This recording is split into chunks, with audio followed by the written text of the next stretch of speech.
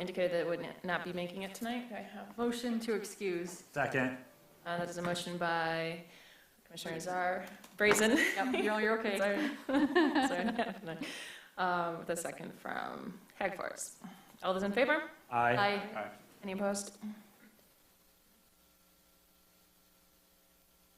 And this evening's agenda, we have one action item, a public hearing for the consideration of PUD, rezoning, and site plan application for 700 Woodward Heights, called The Edge, a mixed-use development. Are there any comments or changes to the agenda for this evening? I move to approve the agenda for tonight's meeting as distributed. Second by Brazen. That is a motion by Azar and a second by Brazen. All those in favor? Aye. Any opposed? Motion passes. And with this evening's packet, we had consideration of the minutes from the October 19th Planning Commission meeting. Do we have any comments or alterations for the minutes? Motion to approve the minutes as written. Support. Motion by Hagford, support by Polka. All those in favor? Aye. Any opposed? All right. That brings us to our call to audience for the evening. If anyone is in the public that would like to comment on anything this evening that is not on the agenda, now would be the time. Not see anyone, so we will get to our public hearing, where we will start with a preview or presentation from our city staff, and then a presentation from the applicant, and then we will open it up for a public hearing before we bring the conversation to the commission. With that, Good evening, Commissioners. welcome, Roger.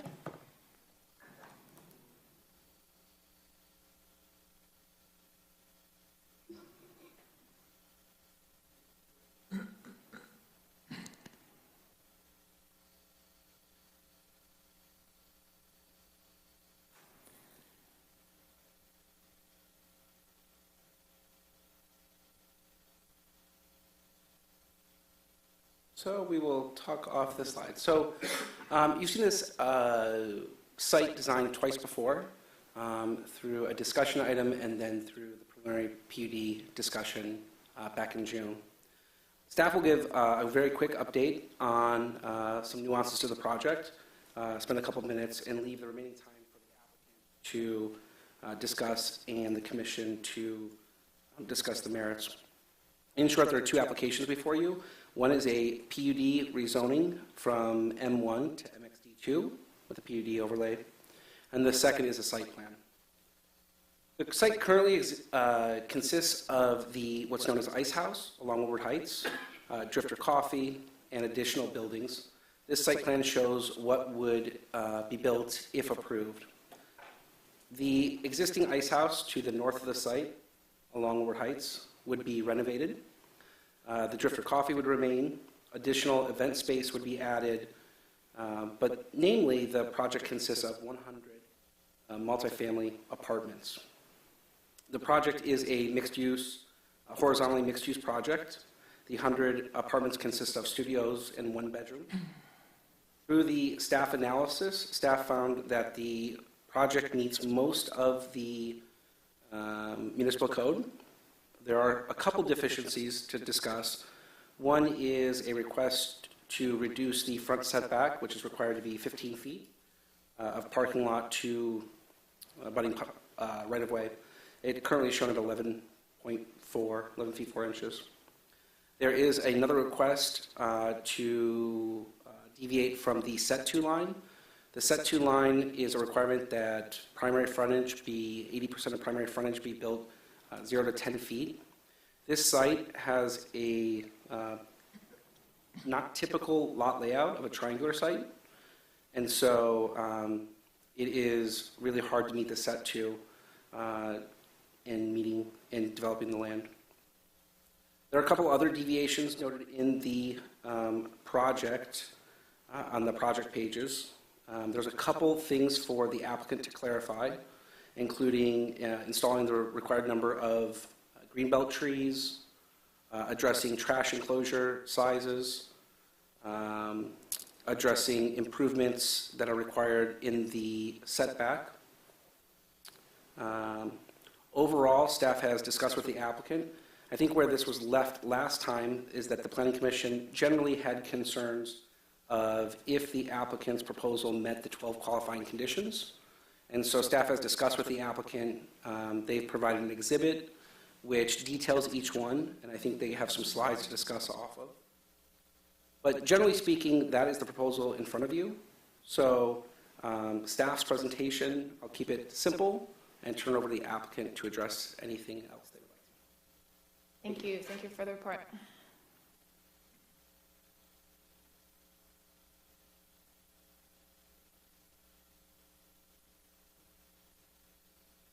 I don't remember how to.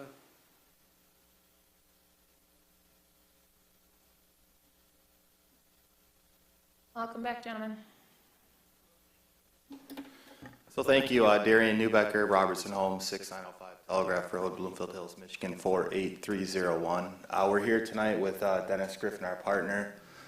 Both Dennis and Robertson have been active, quite active in the Ferndale market, and would hopefully look to continue with our proposal tonight, The Edge. So I'm going to keep it brief. I think you've seen this presentation twice, so I really am not going to spend time going through the renderings and images that you've already seen. What I really want to focus in on is your concerns last time with the qualifying conditions of the PD, why we feel this PUD classification is appropriate on the site, why we feel we're meeting the vast majority of your conditions. So I mean, right here, this is a slide that you've seen already. This is a rendering of the apartment building up in the upper right-hand corner, and then a rendering of Dennis's adaptive reuse of the ice house in the upper left-hand corner. This is the existing site as it exists today. You've got a somewhat chopped up industrial building on the south, Dritter Coffee, which is located in the old way station for the ice house, and then the ice house facility itself. This is what the site would look like once it's fully developed. Dennis would obviously be adaptively reusing the ice house. Drifter Coffee would stay where they're at. And then the residential 4-story 100-unit apartment building would be located on the southern portion of the site.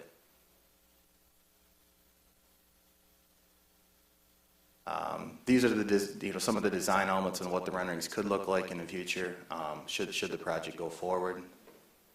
There's some additional renderings of Dennis's commercial portion on Woodward Heights, and some additional renderings, and then finally the apartment building on the southeast corner here. This is an image looking west at the 4-story apartment building, and then an image on the bottom looking south at the 4-story apartment building. Project summary, it's 5.5 acres. Existing zoning is M1. We're looking to rezone to MXD2 with a PUD overlay. As we discussed, 100 apartments. It would be 65 studio apartments and 35 one-bedroom apartments. Dennis will be doing 30,000 square feet of adaptive reuse. Building height meets all of your requirements, and we are providing 20% open space on the site. And project highlights, I'm not going to go through each and every one of these because I think we'll talk about a lot of this and why we feel we're meeting your qualifications for a PUD. This slide here is just representing the standards and the objectives that you're looking for when you look at whether or not a site should qualify for a PUD. A lot of what we feel, based upon the site that we'll discuss in a second, we feel are met by what we're proposing.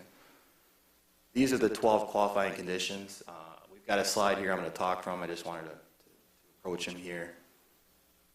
Site context, I think you're familiar with the site. We're on the south side of Woodward Heights, just east of the rail, and just west of Wolcott.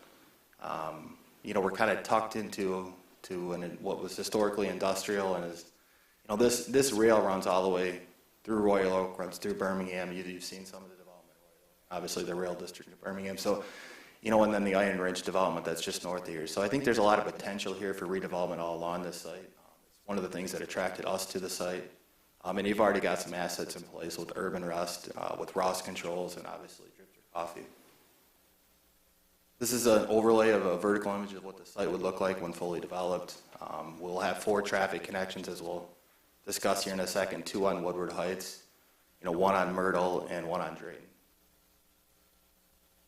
So this slide is illustrating some of the pedestrian conveyances. I think there were some questions last time when we met of how how the pedestrian traffic would circulate through the site, how non-motorized transit would work.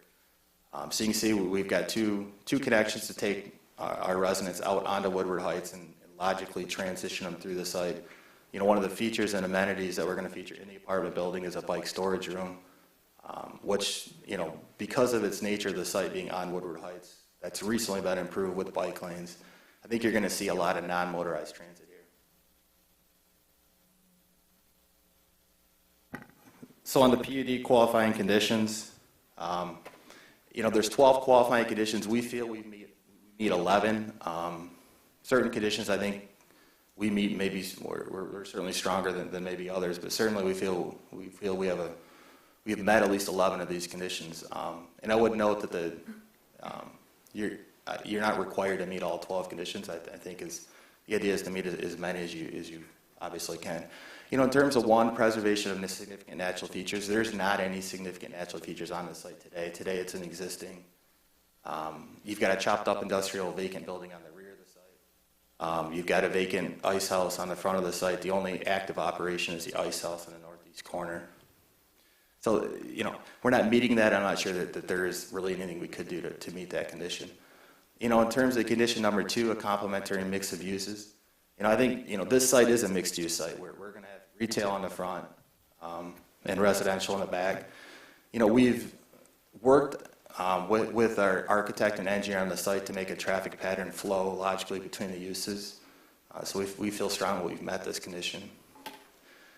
On sustainable building and site design, I mean, the 2 uses have significant demand. There's significant demand for residential in your community. You know, there's also significant demand for retail and for adaptive reuse and what we think is an authentic community. We also think that, you know, we'll support the existing surrounding uses as well.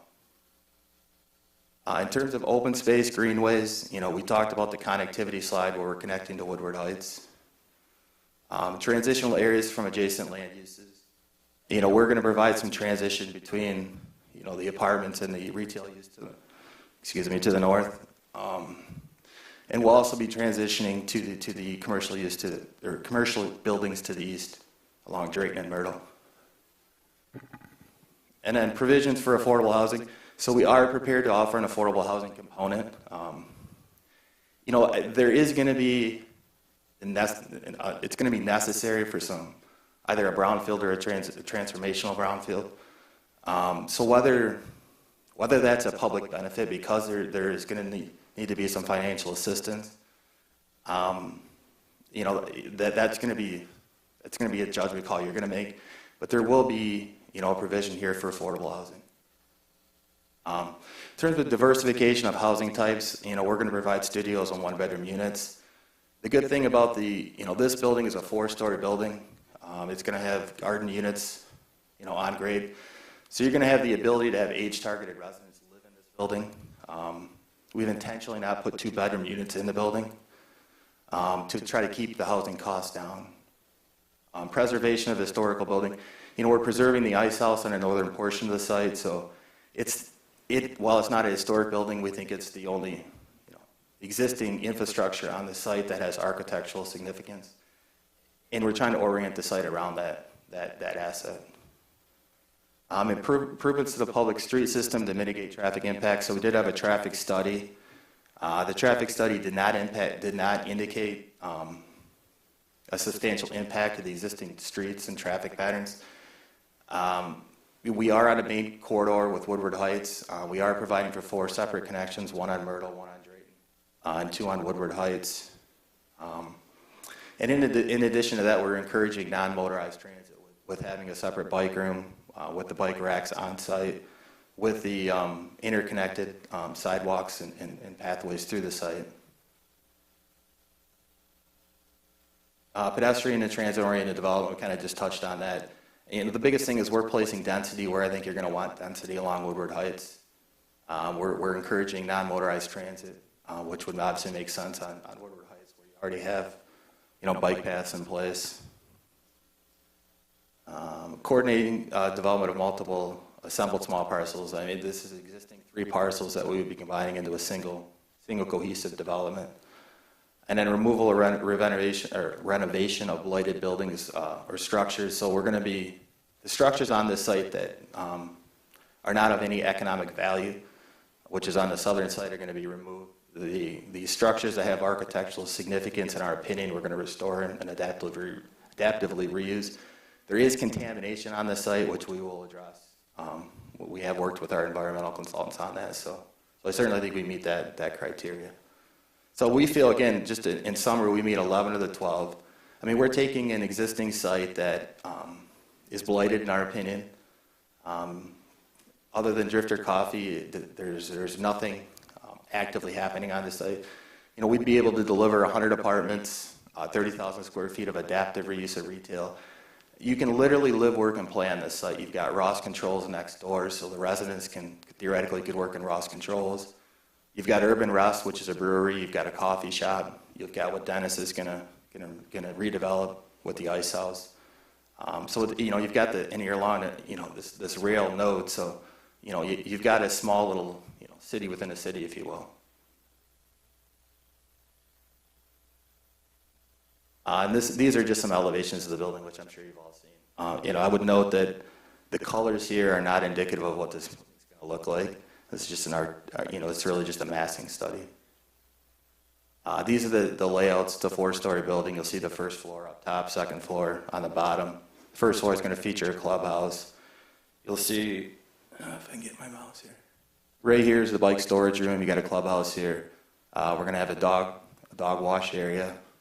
In addition to a package room. And then you'd have a business center up on the second floor for amenities.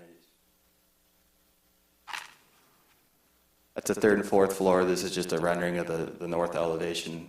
2 different types of bricks, metal panel, accent walls. We'd have black windows. So I think we've met the intent of your facade desires and requirements. So just to summarize, I mean, we're here today for your support. We would like to get support to rezone this to MXD2 with the PUD overlay. We'd like support of our site plan and our PUD designation.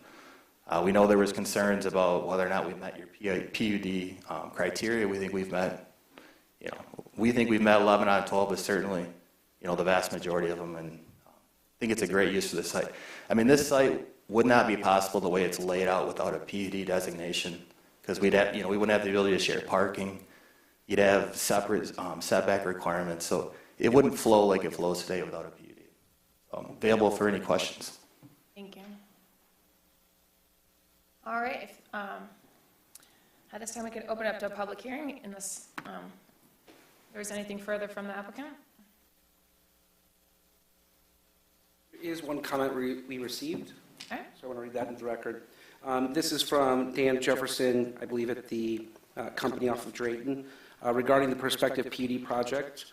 Drayton Street becomes a dead-end loading into the present 700 Midwest wire structure. Large trucks service both Jefferson Ironworks and Spray Tech. This street is commonly lined up with trucks, allowing only 2 road service accesses into the proposed 100-unit complex will create future traffic jams on Drayton and create a problem for emergency services.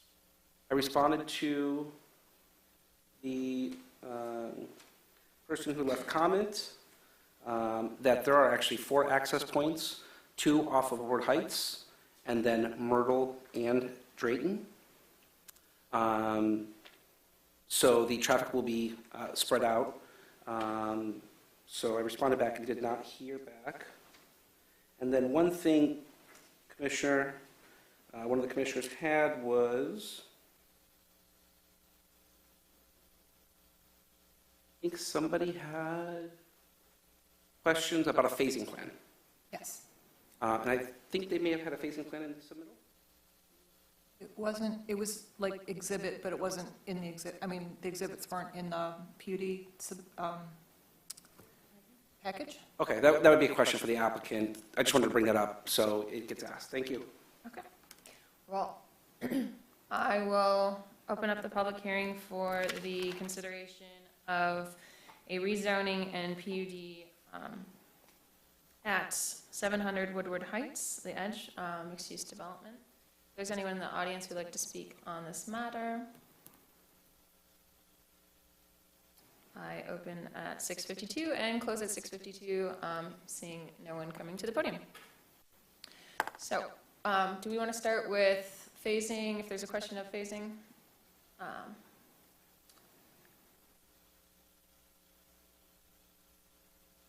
Thank you. Dennis Griffin. I can address the phasing. Hi, Dennis. Hey. So because it's a cohesive vertical mixed use, all the site work will be completed in phase one, along with the residential building. Likely, the re-tenanting of the ice house would be concurrent.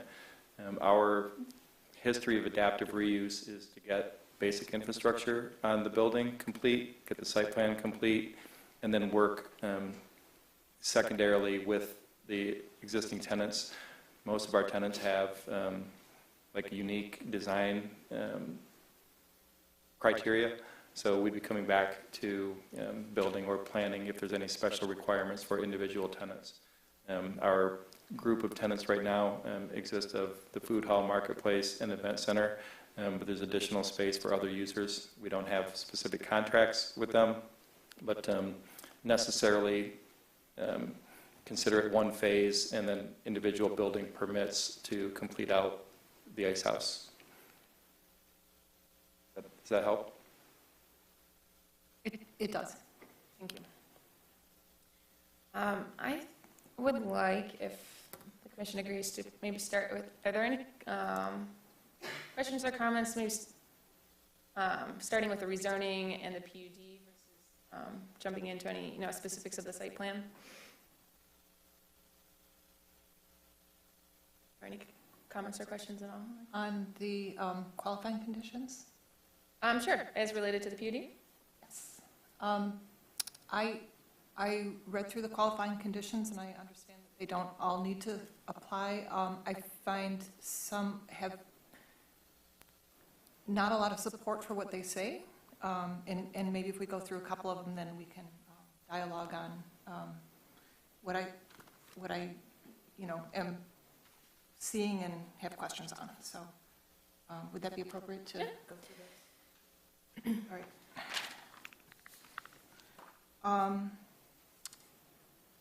Talked about preservation of significant features. That's not applicable, right? Complementary mix of uses.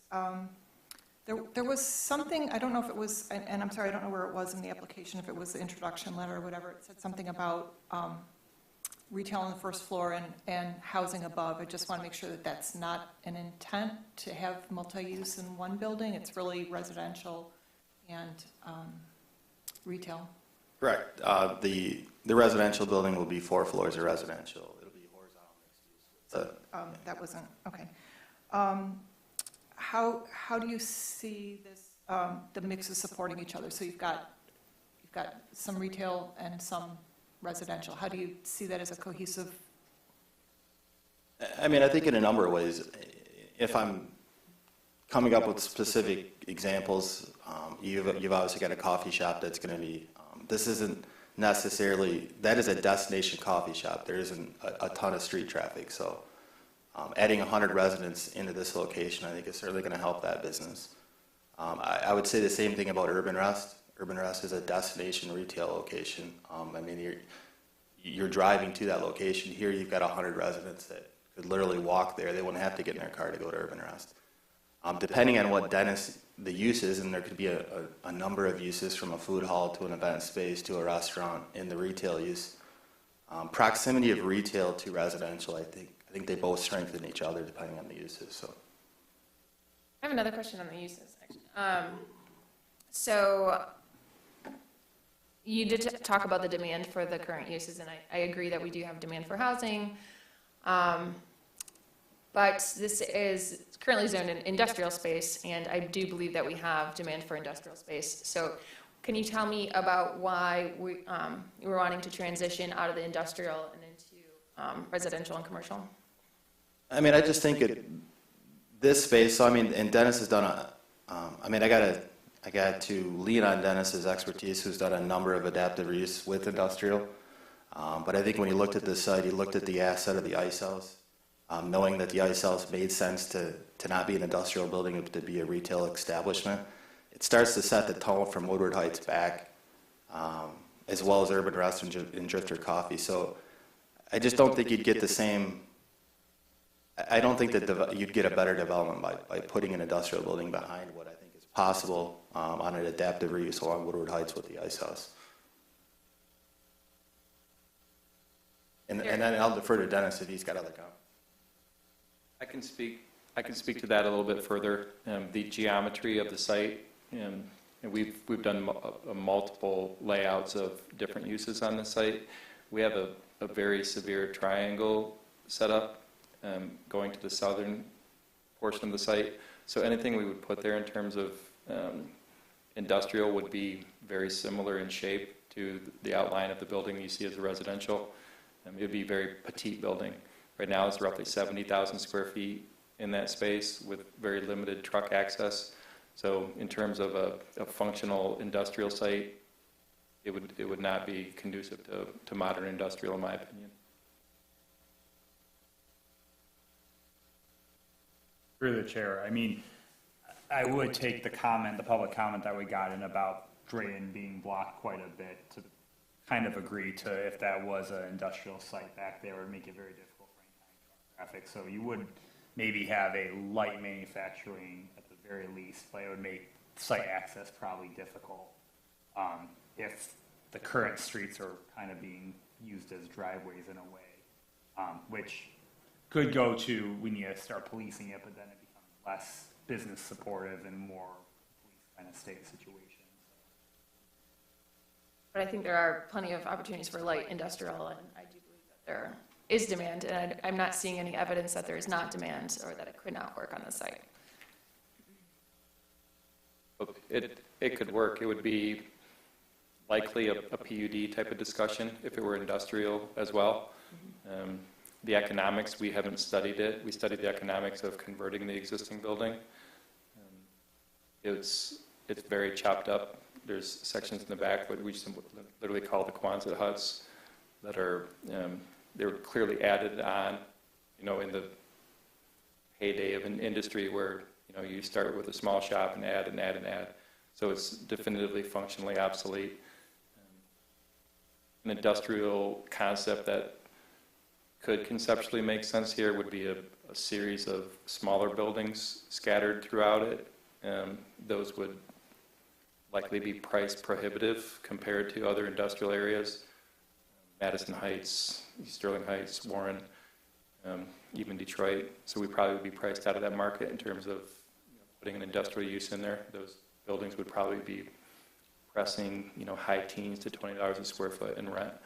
So that would be a troublesome endeavor.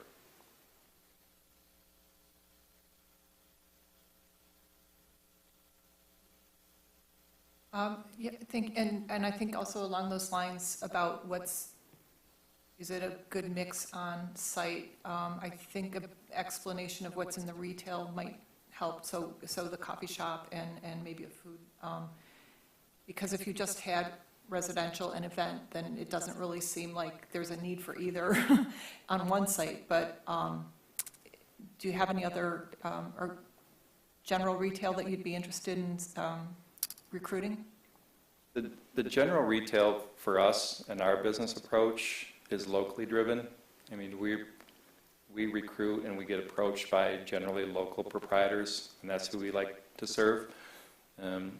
So the retail, the existing retail that we have in that area is Drifter Coffee, for instance, who does their coffee shop for certain, but they also do plants and other merchandise.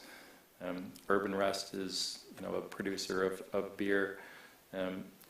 The food hall concept here, I think, is specifically appealing for some of the other neighbors that we have and we've talked to. Some of the food trucks that are looking for a potential brick and mortar. The food hall concept is very interesting because the cost of entry for them is very low, and it's a participatory type of setup where they share the common spaces for dining and the outdoor space. The other retail that I think has been very well received and activated is Small Bender. retail in this space, and most weekends, you can see the vendors setting up around Drifter Coffee. So we've established a lot of space for them, specifically leaving a larger lawn area on the north side of the ice house and making a larger, much larger plaza on the south side.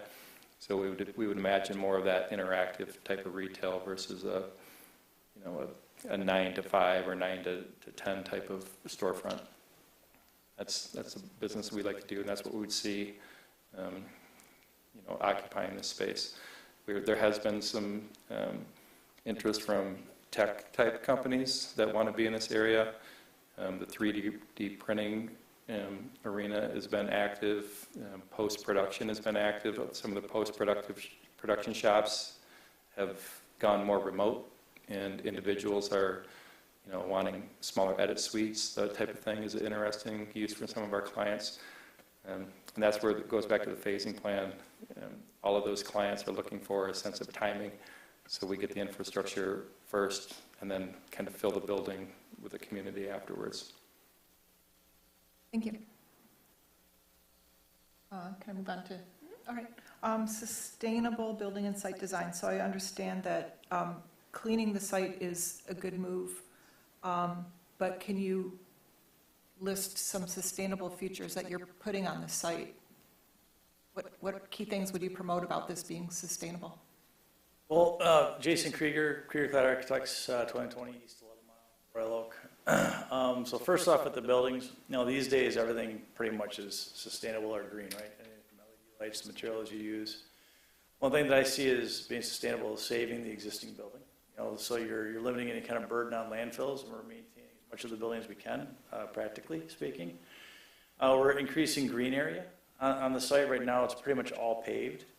So we feel that there's opportunity there to reduce the burden on the storm sewers in the area. And then other than that, we're looking at some other potential permeable pavers and things like that. But that's something that we're exploring down the road. Okay. Thanks. Anybody else? Any questions on? Okay. The green space links. I see that there's an intended pathway, and I know not everything's going to have a field where you can, stroll through it. And we've all seen like really old PUDs that used to have that luxury of a space. I find it hard to say that, this really has that element to it. So I find it hard to justify that it has a link, even though there's a walkway. I think I counted from the housing to the last place you cross before you can go to a sidewalk. There's 5 drives that they have to pass.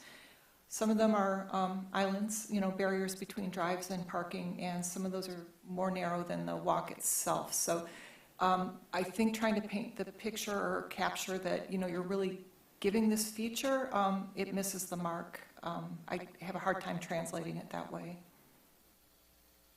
Okay, I think, sorry, go ahead. And as far as connecting a little bit farther, so if you're looking at connecting to the other driveways, Myrtle and East Drayton, I have questions and comments on that, but maybe save it for the site plan review than this, but I don't think those are natural connections for pedestrians or like improved green areas, or just, when you step out of your car or out of your apartment, or, you're going off-site, that you really have that breath of fresh air, especially being surrounded by industrial. And I say surrounded, but, the train on one side and very close industrial buildings on the south and the east. So I don't know if there's a poll, but I find that it doesn't meet that condition. Transition areas from adjacent land uses.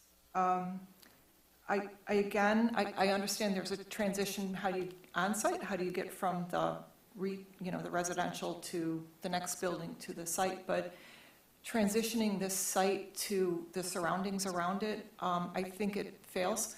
I think what works is what's already on Woodward Heights. There's a building there. It can be repurposed. That seems to work. But if you look at the residential and you're transitioning it's not a natural transition to have industrial, residential, and then commercial, and then into a neighborhood. So especially since some of the residential is right up next to industrial, probably a lot closer than many, residential places you'd see. So it's maybe 100 or more feet on one side, and then there's an industrial building immediately south that's pretty close.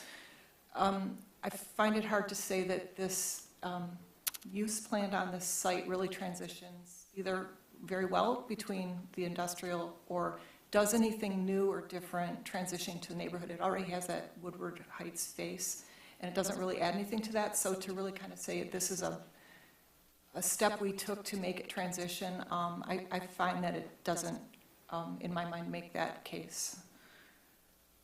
Any other thoughts on the transition between site? Okay. Provisions of affordable housing units, it's great. I mean, we're looking for it. I think it's got to be the right project, the right place, the right time. And I'm pleased that it's offered I don't think I understand how many would be affordable, but are you doing a maximum, minimum? I mean, that's something we want to work with you and with staff on, as well as we're going to be seeking a brownfield, so we're going to have conversations with the MEDC, and they're going to have their thoughts on what an appropriate level of affordability is. So Okay. I don't want to be evasive on that, but So you'd be seeking the amount of affordable housing that's required as part of that NEZ or the brownfield approval? yes, we would be seeking. Not above or beyond that? I can't. I'm not sure. I don't want to make that statement on that. Depending on what the state's thoughts are, that they may actually ask for a higher level of affordability. So. Yeah, I just want to make sure that we're not double dipping here. You can't say that it's a benefit of the project for the PUD and then also go and ask for funding and say, oh, that's for the affordable housing as well. It's either in the PUD or it's part of the brownfield incentives. That's fair, and we were forthright, and we did say we'd seek incentives. So I'm not seeking a double dip, but I understand your point. Thank you. I think it just doesn't necessarily apply if you're not going above and beyond what would be required for those incentives to be counted as part of the conditions for the PD. Okay. Diversification of housing types, I think it would hit the mark because we don't seem to have a lot of this type of housing on the market. So I think that's great. Preservation of historical buildings, you even said it's not historical, but it's a great, it's kind of an icon. You know where you're at if you drive by it. So you're not like wiping it off the map to put anything else on. So I think that's successful. Improvements to the public street system to mitigate traffic impacts or other public facility improvements to mitigate impacts of development. So that's kind of a mouthful. So how would I go about seeing if that is a benefit by doing this project? And I find there's, you can correct me if I'm wrong, almost no improvement at the edges of the property. What I mean by that is if you walk off of Myrtle or off of East Straighten, you don't have a sidewalk that gets you to Woodward Heights. You can get down Park blocks and other blocks, but even going on, what's the next street? Shoot, I blanked. What's the next street to the east? Oh, thank you. Myrtle? Should I? What? Myrtle? No, Oh. had my map up, 1 second. Oh. The Arnett? Oak Ridge? No, the one that goes north-south. Oh, Sorry. Indian. I'm sorry, what? Gainsborough? Walcott. All right. I didn't even find it, it just came to me. We'll get to every street eventually. So if you're on Myrtle or East Straighten, you go east, there's not a sidewalk that will take you on Walcott to Woodward Heights, and I don't think those sidewalks are continuous to take you to Hilton either. So in my mind, they're not really destinations for pedestrians.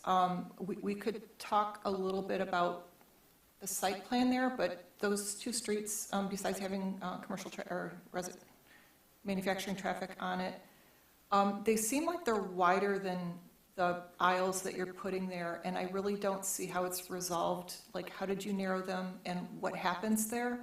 But I'm not sure if that's a place for someone to step off into a industrial district. And, you know, I know with PUDs, giving back to the community or really building up for it, I've seen other ones come in that say, hey, we'll continue those sidewalks. We'll make sure there's a clear path from our site and these areas where we're directing people to public transport. So I don't see that happening on the east side, and I see that most pedestrian traffic does work going up to Woodward Heights. Had a little question between Drifter and the existing building, because I know you're taking down an existing building, but this shows a pathway going through there. So at least there would be two means that if you got to that southern plaza, that you'd be able to get to Woodward Heights without going through or onto the drives. Through the chair, if I may Yes. add to the public street system. So, I mean, yeah, I can agree that it doesn't seem like it's really improved or anything. Obviously, there's going to be increased traffic because you currently have an unused building and you're adding in this many units plus a event / food hall / artisan market, whatever it's going to be. So it's going to increase traffic. Where I especially have the issue with seeing if it even improves is the fact that it looks like the Circle Drive is still very much present. I still don't know what the purpose of that is, but you really haven't reduced the amount of driveways along Woodward Heights where the bike infrastructure is, and then adding more traffic to it. I could almost argue that it's almost a detriment to at least the biking infrastructure along Woodward Heights, because there's going to be a lot more traffic coming out in those 4 points as opposed to maybe limiting the amount of openings and only having 2. I'm actually curious, what is the Circle Drive relevance? Why have you not considered possibly taking it away? What's it going to be used for? Sure. Specifically on the Circle Drive, that's really drifter-centric. There's picnic tables that are there generally. There's never a vehicle, maybe a food truck sometimes when they're doing events. But in terms of drop-off or anything like that, it's really just a hardscaped area that's used for lounging and gathering. It's not a vehicular type of use whatsoever. Okay, so I mean, maybe one way to try to improve that particular item is maybe come back and say that will actually be closed off. I mean, if it's really not being used as a drive, why have the openings for it and even make it look like it could be a drive? Now, definitively, it gets used when they're throwing events. So a trailer may pull through there and they'll load off their tent or gear or whatever it may be. So it's a drop-off point for specific events. But in terms of like a routine access, none whatsoever.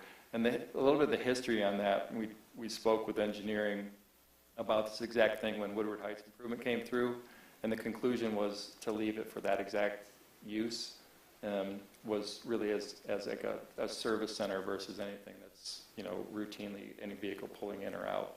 Is the site currently accessible that if someone wanted to unload behind the building, they're able to, or is it the way it's currently set up, it's not really feasible to maneuver on that property, and that's why they use the Circle Drive to unload? The only space that they could conveniently unload would be east of Drifter, and they would block that. Okay, Block because that road. with the new layout that you're proposing, I think that there's possibility that they could unload behind the space. And I think right now, yeah, I agree, there's no other option, so that's where they unload. But I think with the new layout, you're kind of proposing another opportunity for someone to unload, so it further makes that not needed. Right, I think that's very astute, and my guess is if that were terminated at the road, there'd be some sort of other hardscape type of patio or activity area put there, because that's what it's used for today.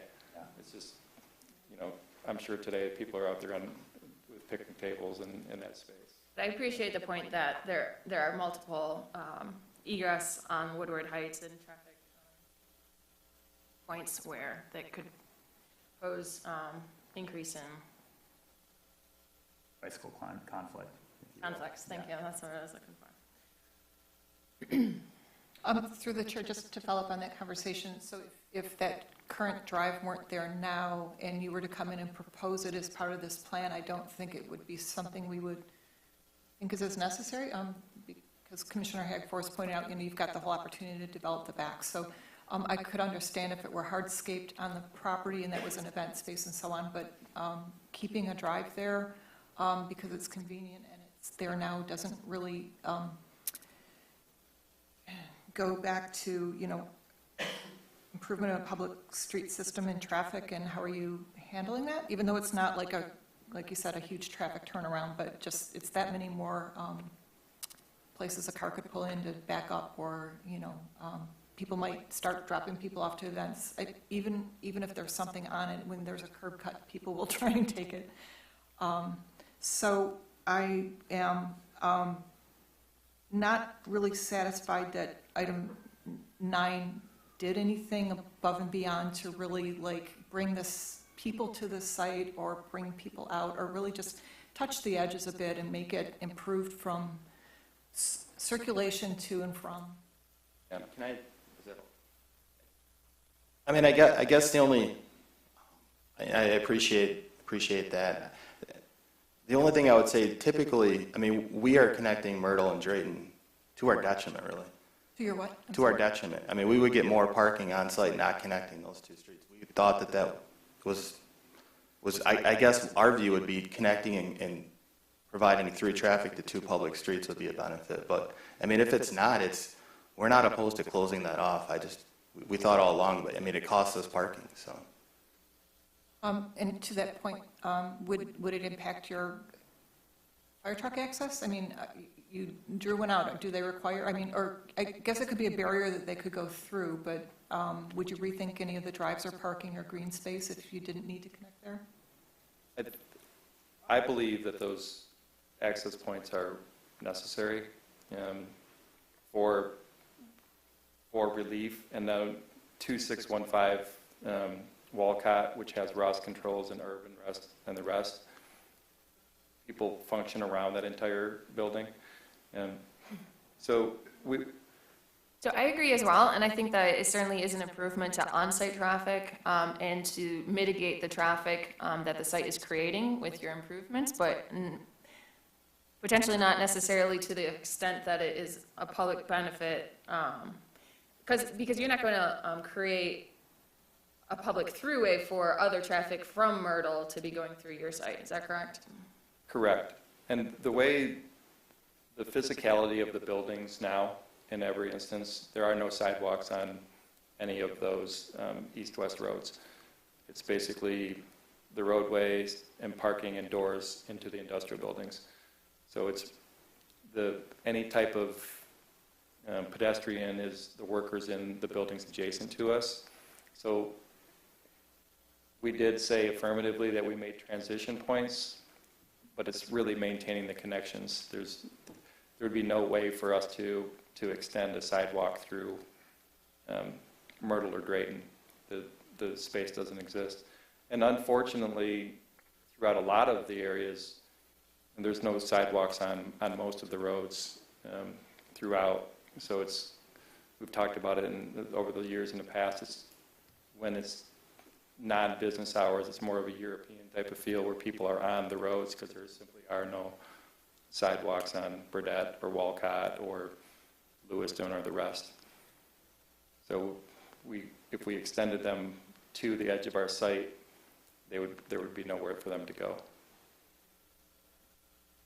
Through the chair, I just want to make one clarification about the connection to Myrtle and Drayton.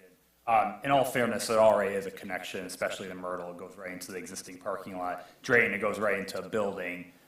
So you, again, you've brought the project. It's kind of putting a nicer version of what's already there, but hasn't taken it a step further to make it more of a traffic improvement is what I think we're trying to get at. It's like, yeah, it's nicer than what's there, no doubt about it, but it's not really improving anything or changing anything to what existed currently there is what we're trying to get at. Right, and I can see clearly there's a little bit of a bottleneck to get fully on all the PUD requirements, and a lot of this discussion is based is where do we go? Do we go to a straight rezone and go to the zoning board of appeals, or do we work through these items through the PUD process? And we're not ashamed to say that, we're trying to pitch every one of the points the best we can. And some of them they're lacking, and I don't think it's lacking from our effort, it's lacking from what conditions we have to work with out there.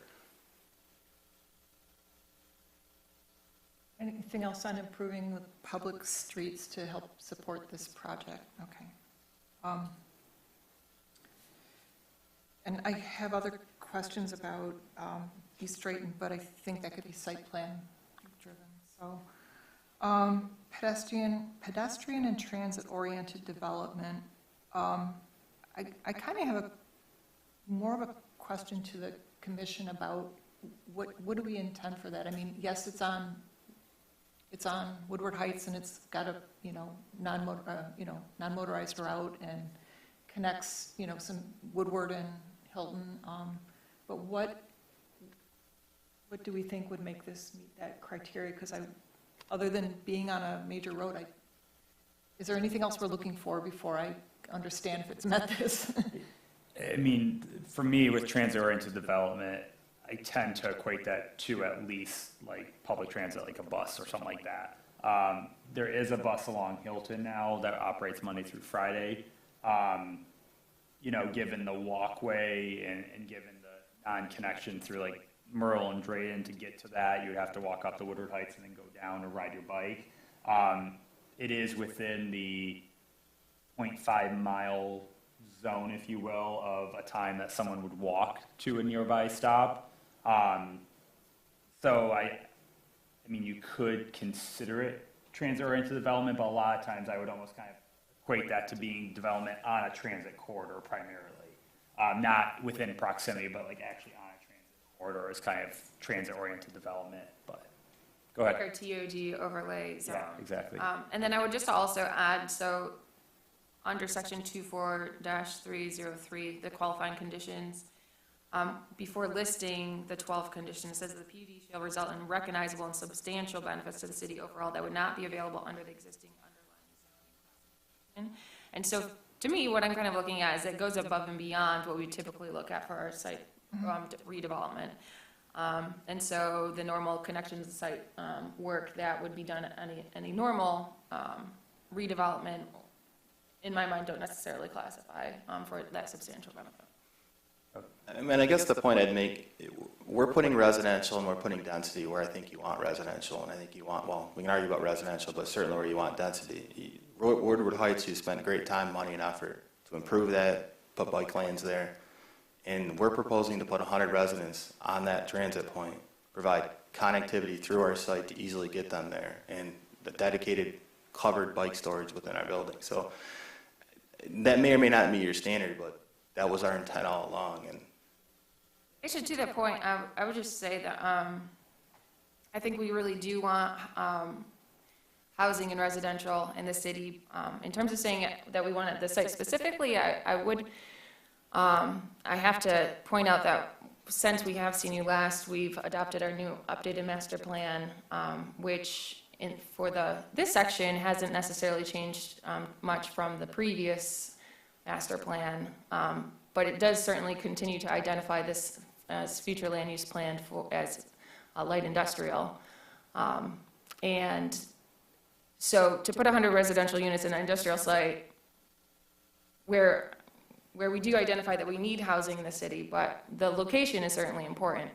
And so I think ideally this is not necessarily how we envisioned the industrial district. It does say that we could put in residential as a complement to industrial uses, but creating, a new residential site in industrial.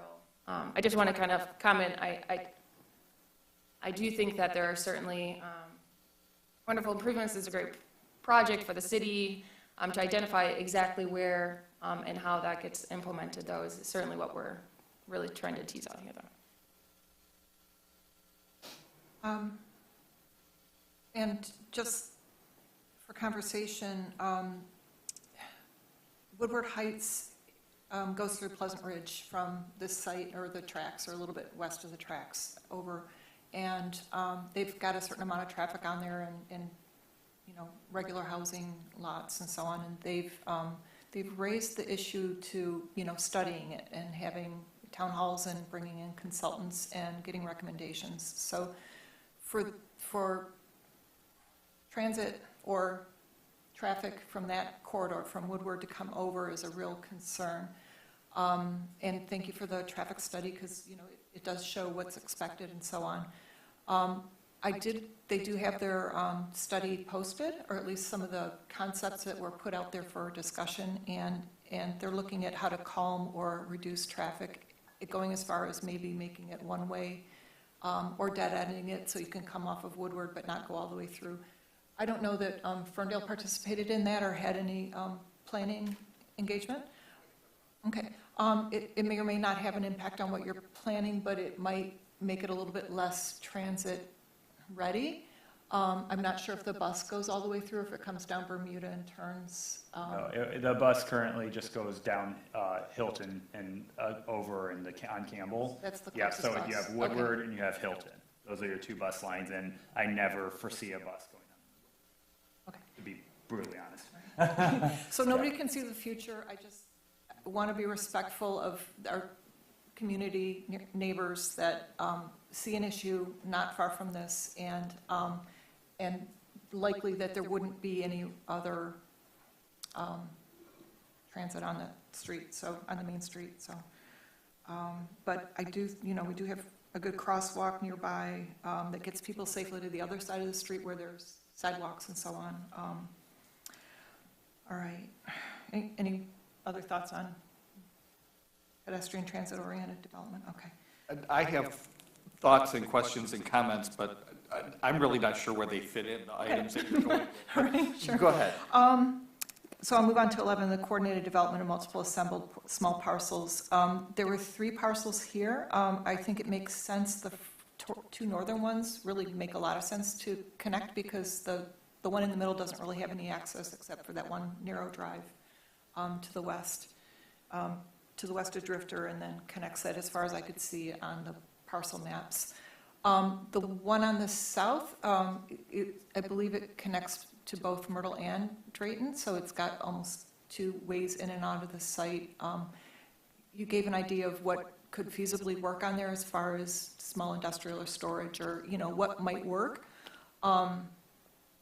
So I don't really see a necessity for having to assemble these parcels because they couldn't be used for anything else. You know, in some case it makes sense, but I don't think there's a push to only use these if they're combined into one big. So I guess the qualifying condition that it's doing a favor to this site by assembling all 3, it's a little bit hard for me to justify that. I don't know if there's any other thoughts about that being a condition that's met. I mean, I think that with regards to combining the properties, it's being combined as in it's one developer is doing it.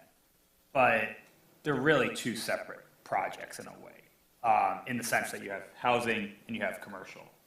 So it is mixed use as a property because you're developing it together, and the residential does play off of the commercial in some instances, like coffee shops, stuff like that. I get that. But I almost kind of view it as like 2 parcels. Like you have your residential parcel in the back and you have your commercial parcel in the front. Will the lots be combined? Yes, they'll be combined. It'll be a condominium formed with probably condo units, I imagine.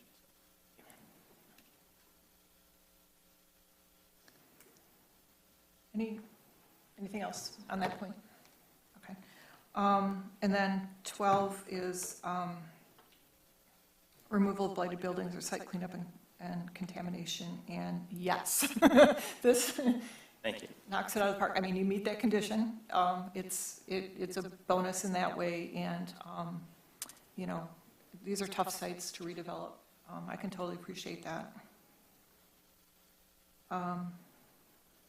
So, yeah, thank you. I wanted to walk through these and just kind of really hear how out there they were to be a benefit to be considered as we're looking at this.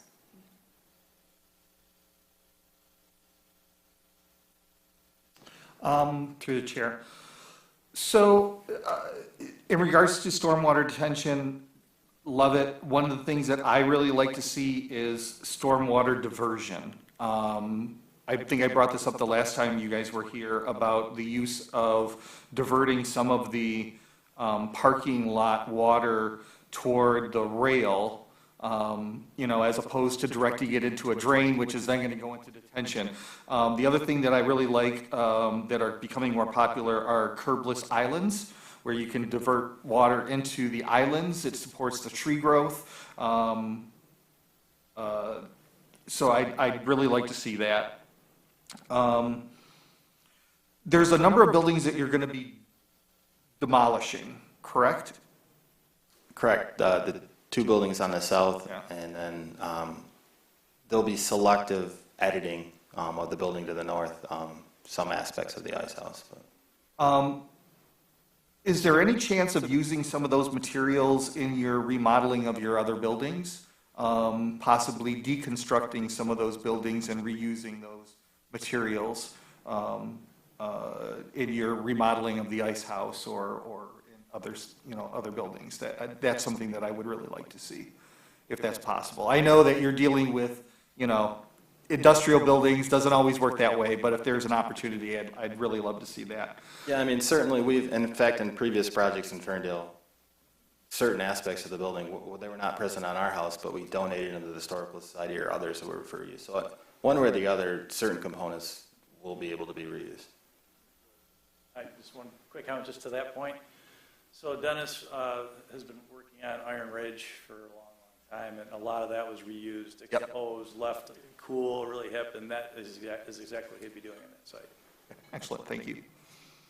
And then the other item I had was, what are the plans for the frontage along the ice house on Woodward Heights? Is there an opportunity there for some type of public amenity where the public can gather or entertain themselves in some way?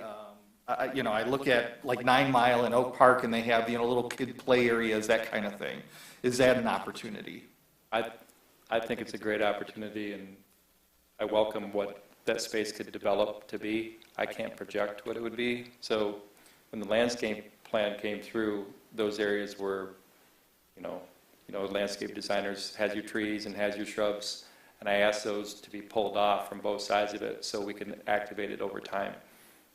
We see people having yoga classes there. They do dog adoptions in front of this, more of the vendor space.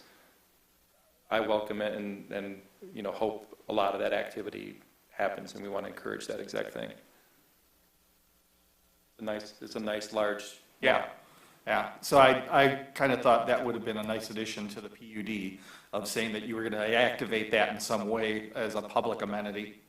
Yeah, and I guess, again, going back to our development style, it's our clients are the community in this area, and they activate it, sometimes without permission, but they do a great job.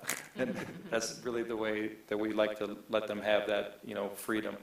But having the open spaces where people can imagine a bunch of different things to do without a lot of constriction, that's what we want to try to accomplish on both sides of that building. Thank you. That's all I have. Any further questions for our applicants? Do we want to touch on any of the site plan related variances yet? I'd prefer to keep them, so.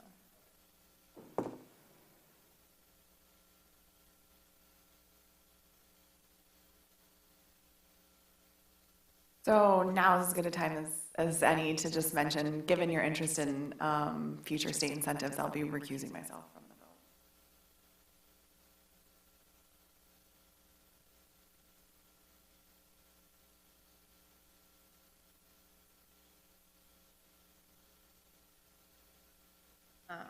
Yeah, I thought it would probably behoove the conversation to walk through a motion on the rezoning and PUD before we get into specifics. Based on the conversation we've had. So through the chair, so in the letter, the staff letter, the deviation summary under the PUD, before the site plan consideration, should we discuss those? Or are these part of the site plan deviations? I think those are part of the PUD, so if you have any questions on any of them or concerns, yeah, no, we could discuss those. Okay, so then I'll mention that from the staff we were given some deviations. One is to the drive aisle on the west side, which goes along an existing building that separates Urban Rest from this site, being narrow, a deviation of 3 feet 5 to have a 21-foot drive. Landscape area being a deviation. I was not clear on that, so I understand that 50% of the landscape area should be contiguous, and it says total landscape meeting requirements. But I wasn't sure is it total landscape that's contiguous, or is that the total landscape for the whole site? Just I mean, I gotta explain the defer- math to me.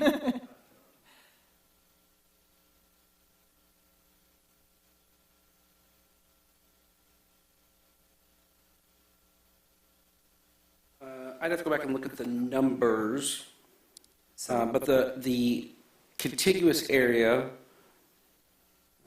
I have to go back and look. I believe the total landscape area required is 11,761 square feet, Okay. which means, no, I take that back, I'm sorry. The total landscape area is about 23,000 square feet required. So 50% of contiguous area would be 11,761. They have only provided 4,356 square feet of contiguous area for a deviation of 7,405 square feet. Okay. They have more than the required landscape total. It's just broken up in pieces, and no one part is 50% of the requirement, Got it. contiguous of the requirement. Thank you. And if I may, a couple of things I want to point out, and if I can get this mouse, because this is a little low for me, but yeah, all right, perfect. Well, then I got trouble with this microphone. Anyways, we have several large areas, but we don't have one single contiguous area, which is what the deviation issue is. But I mean, you've got a landscaped area out here for the residents as they move out back. This doesn't show well, but this is actually a limestone fine or pervious paver gathering space with a fire table. It'll have some outside recreational seating areas, benches, and then obviously the area around. But no, the issue is we don't have a single contiguous area that's 10,000 square feet. Overall, there's more than enough landscaping based on the requirements, just not in a contiguous one single section. If I may share my thoughts on that is, there's a lot on this site, and since one of it is housing, I get living in a urban area. I don't believe there's, I know there are parks in the area, there's none very, very close to this site, so that if you're to step out and. Pleasant Ridge. Harding Yeah, Park up is in kind of there. close too. Oh, thank you, okay. But if you're to step out and, want to see green, that it's a lot of density on this without that space. So I think it would be a really great, important element to have that contiguous, and I think I've kind of mentioned that when I was looking at the pathway. So to me, that's a big deviation to look at, so. The other couple things we were asked to look at is the primary frontage deviation, not that it's not built, the secondary frontage deviation not built to the lot line, and the setback from the public, setback of off-street parking from public right-of-way, and there's a deviation there because I think some of the parking on the westernmost is forward, but the last three to me are kind of natural to the site. We're not redeveloping really that whole front line, so those. Through the chair, though, I mean, I think there's still a way of trying to improve, again, that parking along Woodward Heights. I know that's there already, but like doing, like we've had other projects that have come to us for these kind of variances and having either a masonry wall with some nice landscaping along Woodward Heights helps out.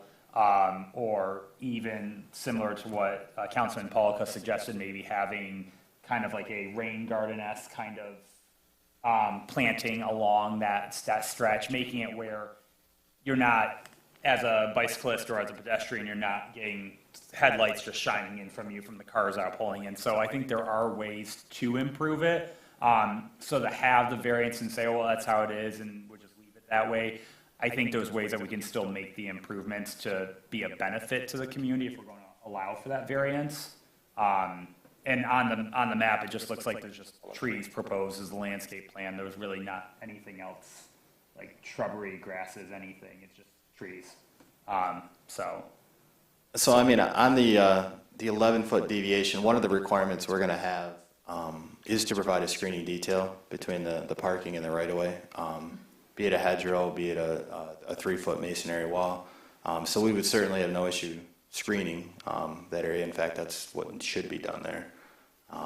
The challenge we have on why the condition exists is and we're working with DT, but there is a power pole. I think. Yeah, right Dennis, in the corner there. Yep. well, and I think there's one internal too, Dennis, correct? Yeah, so without removing that pole, which is a DT, we're in conversations on if we can. That's what's creating the condition. We'd love to be able to keep it there with a requirement that we landscape screen it between the right-of-way and the parking, if that's amenable.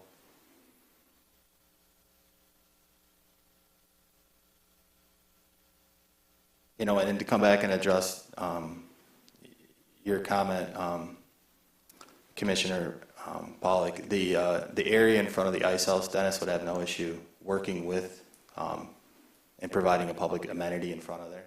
We'd have to define what that is, but it would happen anyway. It's just we'd have to predetermine what it would be on the front end. I'm speaking for Dennis. All right, before we get into too many site plan details, I'd maybe like to take the temperature of the commission, because it sounds like we have quite a few, I guess, concerns of seeing this as a PUD. And so I'm not sure if we wanted to maybe just stick to making a determination on how we want to move forward, so that we can give adequate feedback to the applicant without going into too many details and taking up too much time on that, if we can't even get to the point of moving towards a site plan. How does that sound? I mean, we've been in front of you twice, and I certainly, we would be willing to come back again if there's certain things, if the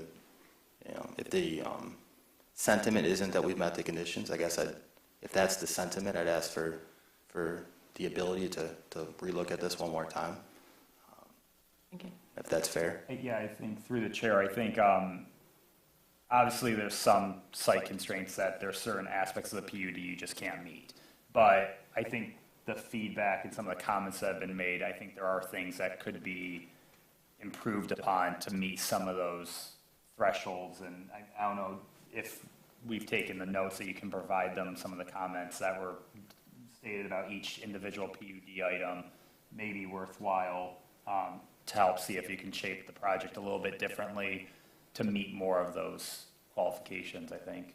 And personally, I would say that you don't have to try and meet every one of them. What we want to see is a substantial benefit to the community, something that is a public benefit that is beyond the bounds of your site and just the normal attractions of your commercial and residential development, and that goes above and beyond what a typical site redevelopment would look like.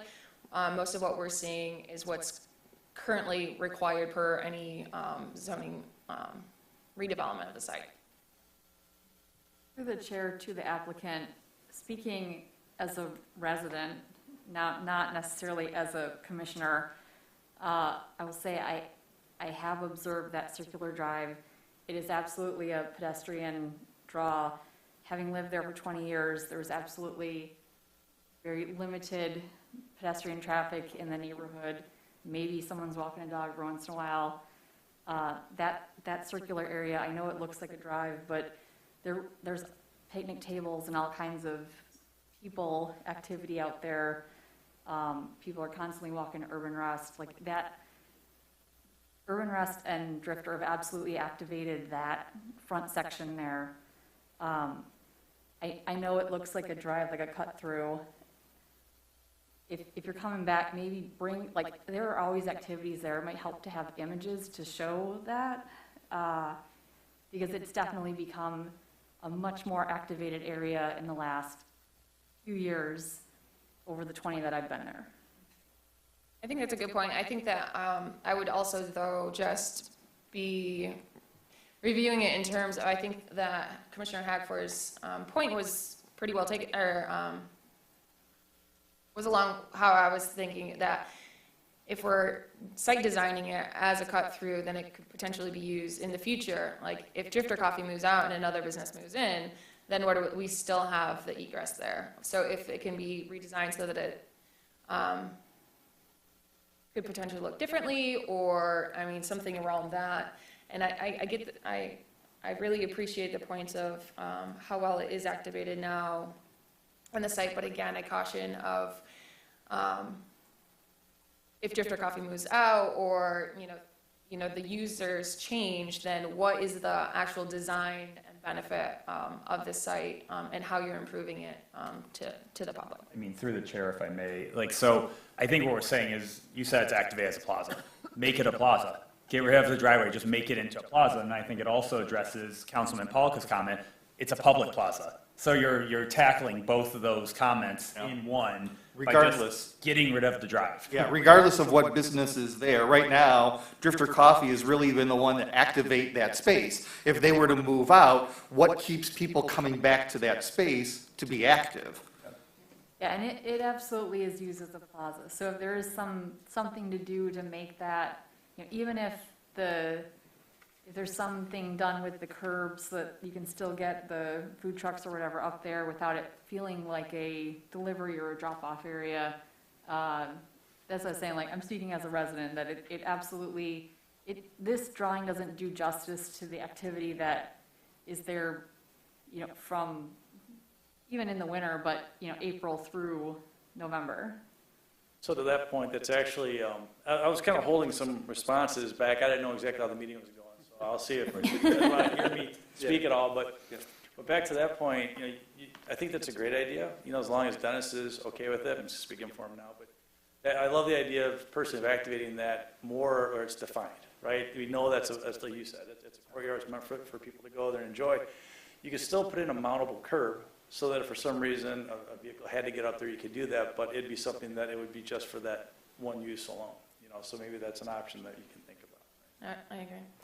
I would also just add that you did mention the 3D printing opportunity, but I don't know if that was a potential user or if I misheard that, but I would really like to see, in terms of the uses, again, just pointing to our updated master plan of how this is intended for industrial use, if there's any way that we could use it for its intended and master planned use in the industrial district. If we could, see that. I know that, we talked about the confines of industrial on that site, but if we look at our zoning ordinance, there certainly are a number of light industrial or different types of uses allowed in the industrial that I think would be better suited than 100% like residential and commercial, and to see a better mixture of those uses, I think, more to the intent of what we have designed, master planned this site for. And we haven't really talked about that, so I'm not sure if any others share that opinion, but it certainly is the opinion of our master plan as just recently approved. Through the chair, I do feel the same way. I'm not really very supportive of residential tucked in against industrial like that, and it would be really successful maybe if it were at the front third or so on, but I think, like Commissioner Hackworth said, almost two separate projects, and one of them is putting a lot of residential up against industrial, which is really not what our master plan says. We try and transition and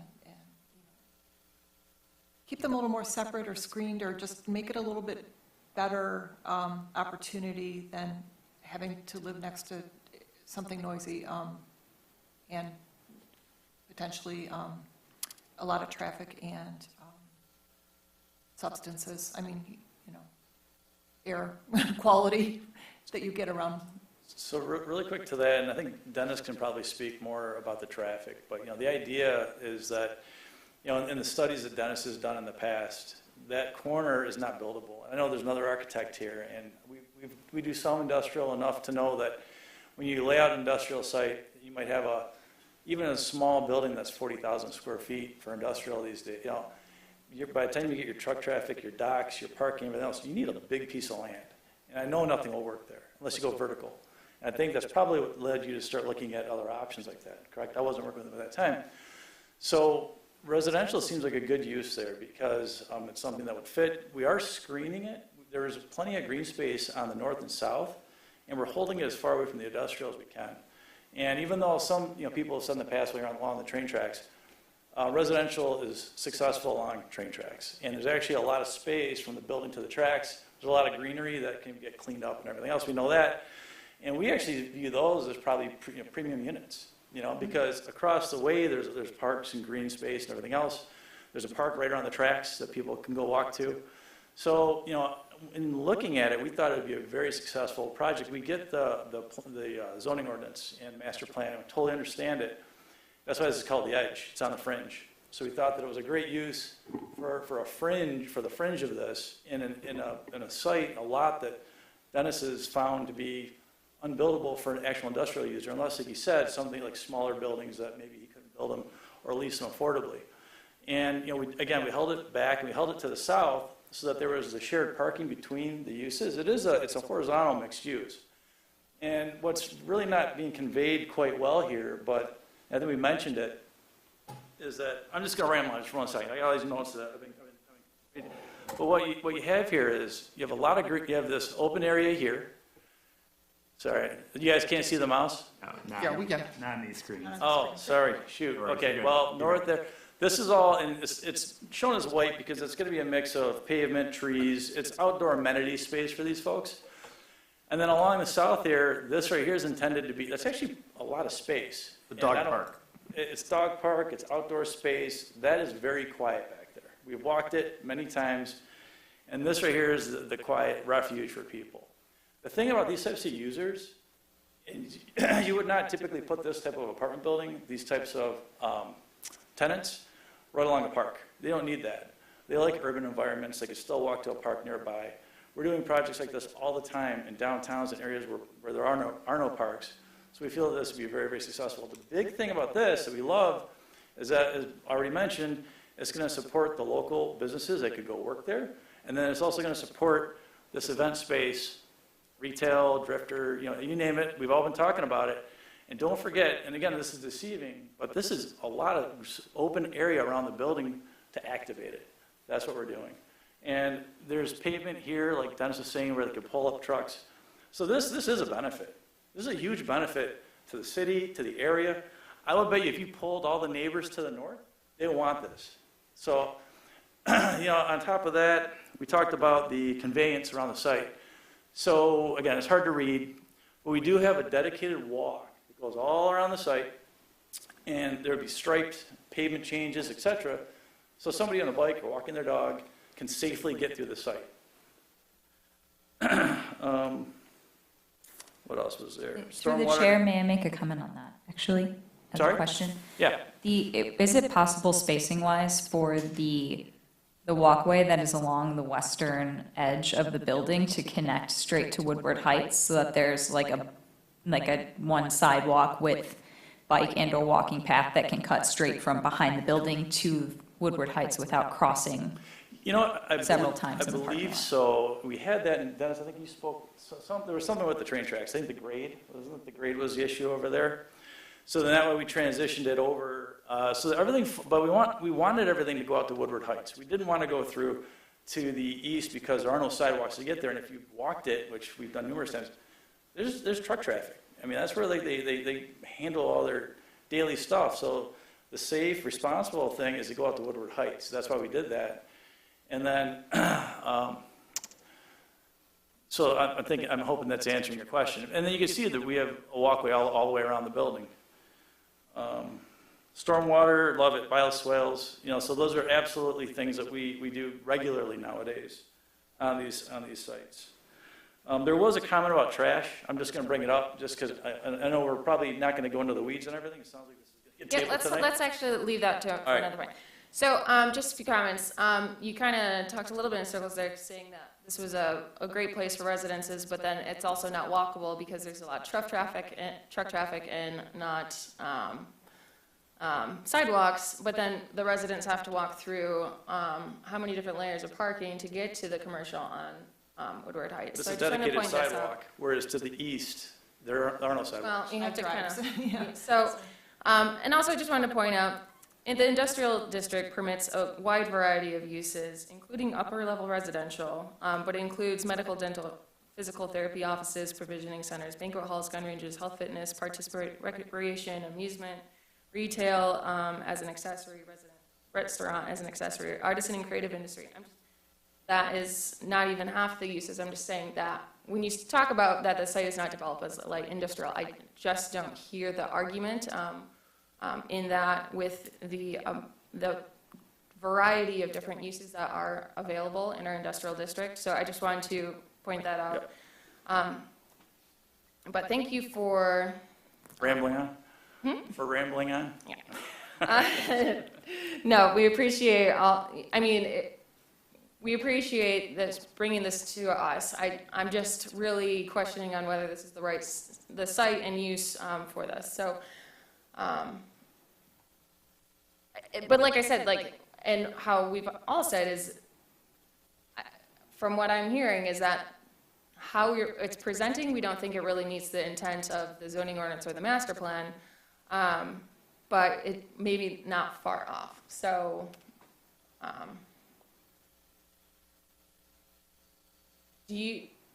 do we want to move forward with this?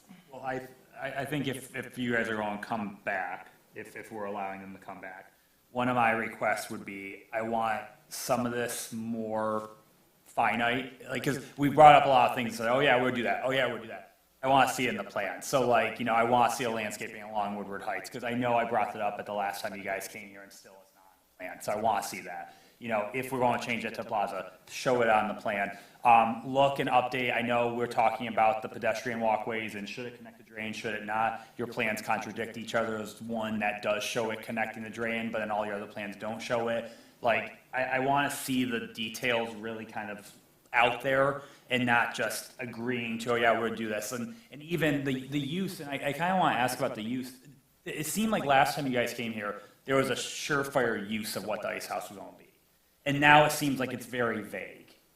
I thought it was always kind of a part of It it. was like a dinner and a show. Yeah, that's what I thought it was, yeah. Kind of an We entertainment have venue. those users for certain. We don't have contracts, and frankly, we were asked to let it be pliable to the marketplace and make a space. Again, the way we do business is the right fit with the right user, and this is really a great discussion. Now, a couple things from the developer side. You have, one of the most established residential developers in the state of Michigan and beyond that believes in this project, and it makes sense for them to spend their energy. And we've done a lot of adaptive reuse. So from a project standpoint, investment our time and presenting to you and your time and your energy, we think it makes a lot of sense. There are some definitively things on the PUD qualifying conditions that we're in a corner. It's hard, if not impossible, to make a link to much beyond Woodward Heights. The site is, for certain buildings, it's not what we would like either. There's a history of industry here, including large DTE easements, and it could be years for those to get unraveled. It's really, really tough. We're getting some pliability from them, but we're not complete. The interaction of the residential in this space, I think it has a certain elegance to it. Personally, I know Robertson does as well, and our focus groups like it. It's a little bit gritty. It's a lot Ferndale, but the kind of the pocket developments that have come in to the area have been successful. And, we see those people visiting and walking into, our proprietors' spaces. So, we don't want to disappoint, and we understand now there's a new master plan, and I apologize for not being up to date with it. But through the process, we were following your lead as well, bring it through as a PUD. So that's where we are today. We wouldn't have morphed the plan into and presented it as a switched over industrial project. That's just not the momentum we had with this. So we're kind of in that transitional period, and we will study the master plan and see if there's some more adaptation to it. The last thing we want to do is disappoint with the next presentation for some things that we just can't, cross that crest. There's some things that they're going to be marginal. Now, the thing with Commissioner Pollock and the rest of it, I didn't think about the Woodward Heights frontage, more of a public benefit specifically tailored to a PUD mindset, because I already think about it as a public benefit the way it works. We don't regulate it as a developer. Anyone can use it, so they're there. So we can formalize that. We don't stop anyone from enjoying that space, however they may do it, including our own clients and vendors. So I think that's actually a brilliant way to do it. And we've done it in other developments, even over on Planavon, with that small pocket park and something like that. So I think that makes a lot of sense. So I just want to, with a little bit more direction, we trust you guys. That's why we love investing in Ferndale. Trust us on some of these things that we're really constricted on. We're doing the best we can. And this, as some of the other developments, some of the other buildings over time, they will necessarily become obsolete. And they're likely, who knows what they'll be converted to. That'll be up to you to decide when it's presented. If it's industrial and it's a redeveloped, then there's going to be an opportunity to make different type of connections. But the rest of that area, in terms of pedestrian linkage, it's more of a, I don't know, it's a beautiful in a way. It's random. The randomness of that part of town makes kind of the appeal of it. It's hard to put into a site plan or a specific box of how that community, exists. It's strollers and bikers and walkers and skateboarders, but it's also very, very quiet in that area when it's non-business hours. It's more of probably a earlier 7 to 3 type of environment from the industrial activity. Then it's more of a a transitional community type retail experience and residential. And I can appreciate that and understand that as a developer of this site, you see this as a great use. I would agree that, as I've already said, that we certainly do need residential here in Ferndale and everywhere the housing crisis. I completely understand that. One thing that we did identify through our master planning process the last time, there was a specific industrial walkthrough and study in this industrial district, and identified that we really do need to maintain our industrial uses. We need to complement them, let them grow, because there is changing industry and all that. However, that it can easily get pushed out because economically it can be much easier to develop a site as residential or commercial. And so that is something that we have definitely studied and want to keep in mind, and so it's something that I continue to bring up, Right. just so that you're aware of, and I agree that there is potential for other buildings to become obsolete, for them to be redeveloped, but if we continue to erode away our industrial district, then we will no longer have those places for these people to work, to live, work, and play, as we said. So I just want to really keep that in the forefront as we are looking at this. So thank you.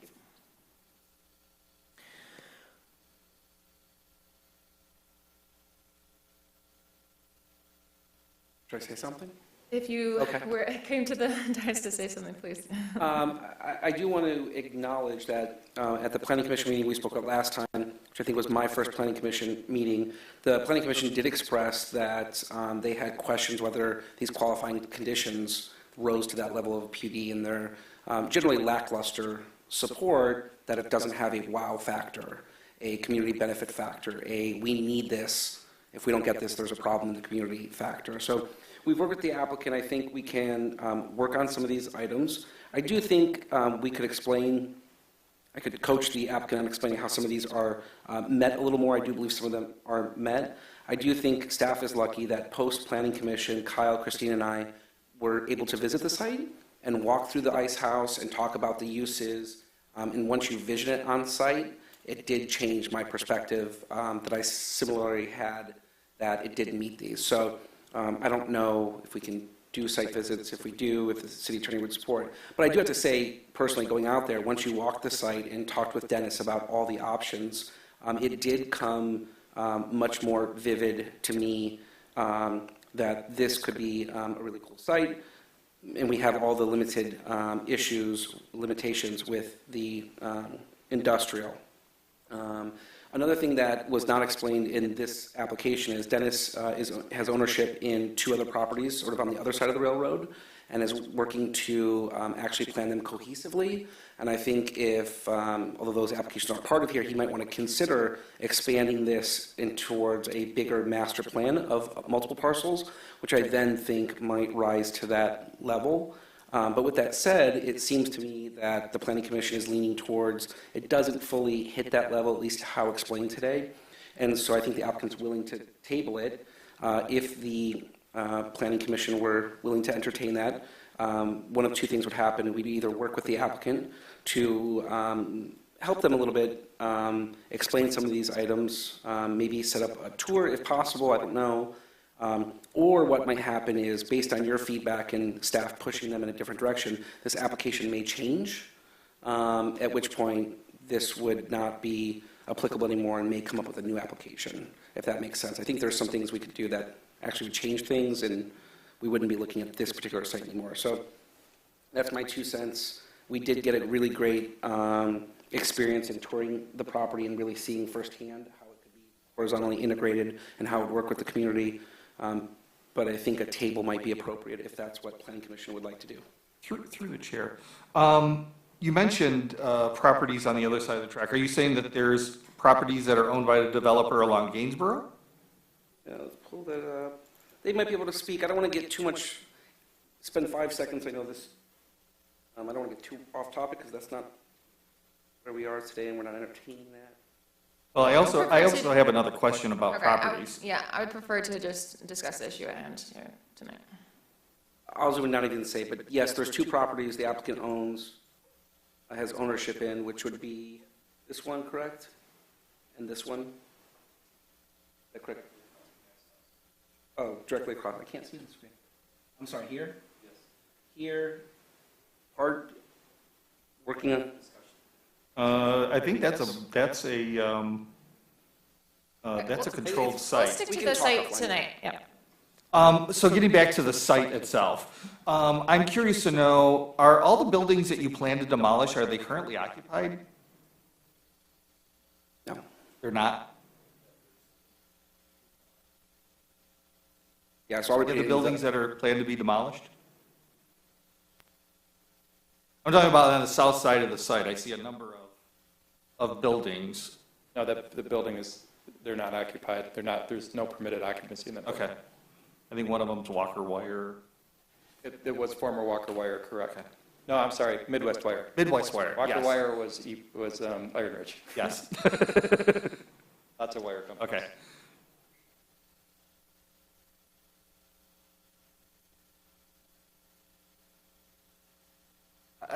I guess further, are those buildings uninhabitable? They're just not usable? There's a do not occupy on those buildings now Oh. because of, we couldn't get specific direction on how to convert the fire and life safety on them because they're so chopped up. So at that point, it's like,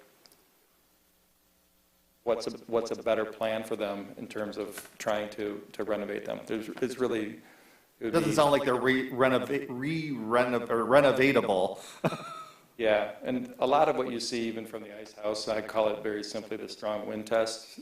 You know, what's stable to be redeveloped is the north side of the ice house. The back side is pretty rickety. There would be one potential space that could be renovated in the back building. It's about 10,000 feet, but it's a bad situs, and that would be about all you could leave on the site.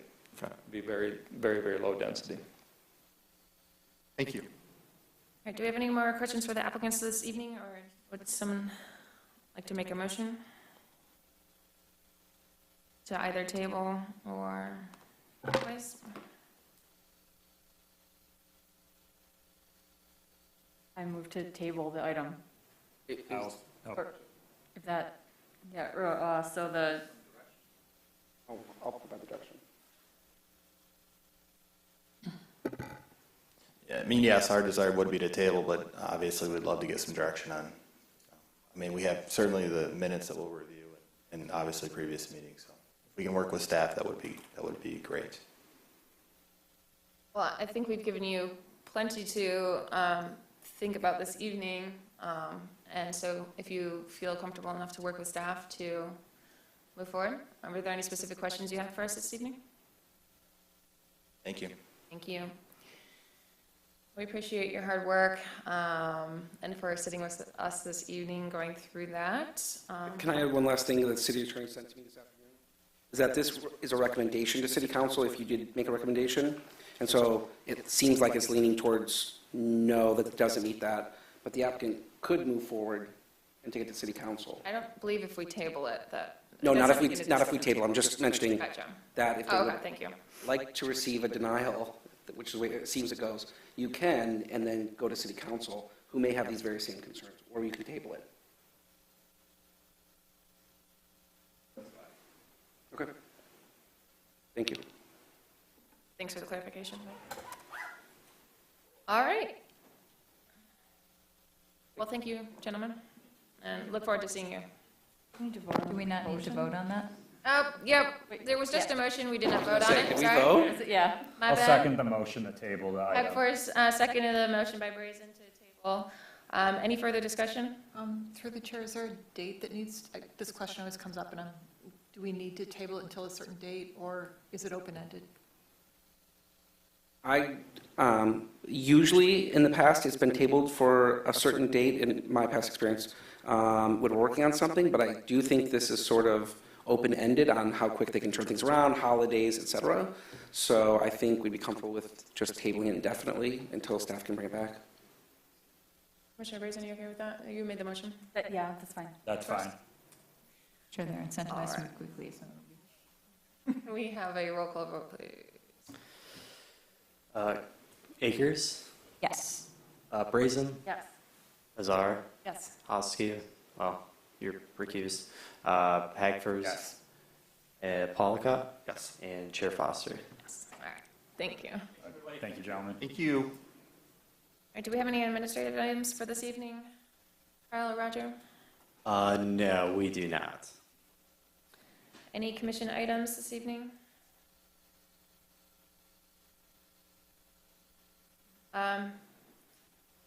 Hearing none. I do believe that we have a meeting probably in 2 weeks, is that correct? Yes. All right, well, Through the chair, is it too soon to talk about the December date? no, yeah, we can go ahead, because I think that the CIP would be on the first December meeting. Is that what we talked about earlier today? I Is it believe the second CIP is November? going to be the second meeting in November, which is the 16th. That's in 2 weeks? So that was, the CIP would be at the next meeting? Yes, It's in November already. yes. Yeah. And then I think we are probably, I think we do have something on the 7th,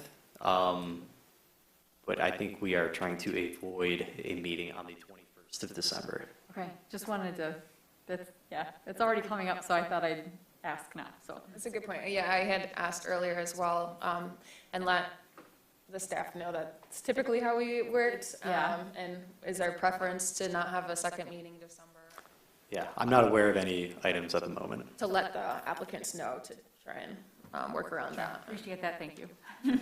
No, thanks for bringing that up. If there's nothing else, I call the meeting adjourned at 8:16.